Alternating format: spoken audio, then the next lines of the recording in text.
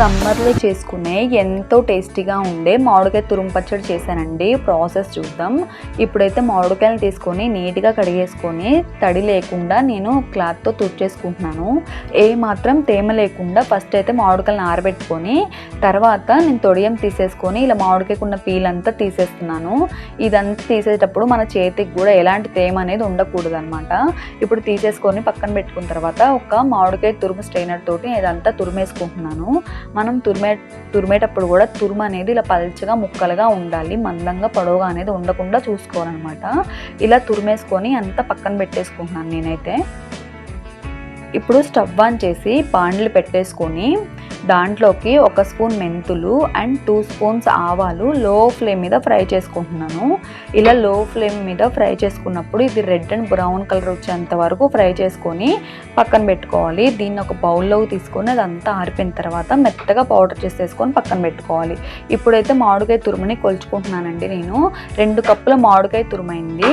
దానిలోకి 1 కప్పు కారం వేసుకుంటున్నాను.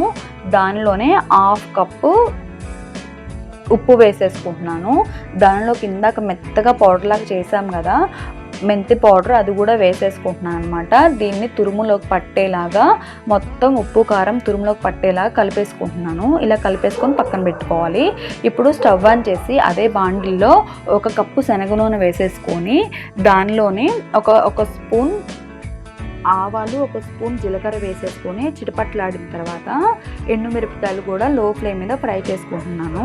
ఇప్పుడైతే కచ్చపచ్చ దంచుకున్న ధనియాలు వేసేసుకొని అవి కూడా ఫ్రై చేసుకుంటున్నాను. ఇవి చట్నీలోకి చాలా టేస్టీగా ఉంటాయి అన్నమాట.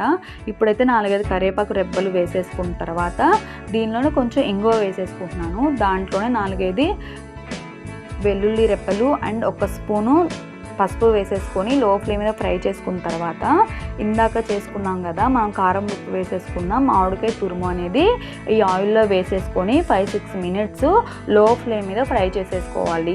అంతే, ఎంతో రుచికరమైన మామిడికాయ తురుము అనేది రెడీ అయిపోయినట్లే. ఇది అప్పటికప్పుడు తినేసినా కూడా ఎంతో టేస్టీగా ఉంటుందండి.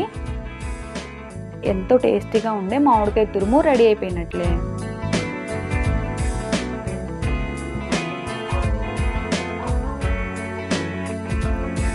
ఈ చట్నీ అంటే మా ఇంట్లో అందరికీ ఇష్టమే అన్నమాట.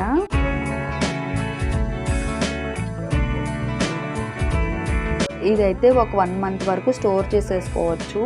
ఇలా వేడంతా ఆరిపోయిన తర్వాత దీన్ని ఒక గిన్నెలోకి తీసేసుకొని మూత పెట్టేసుకొని స్టోర్ చేసేసుకోవడమే. ఇది దోశల్లోకి కానీ అన్నంలోకి కానీ చాలా టేస్టీగా ఉంటుంది.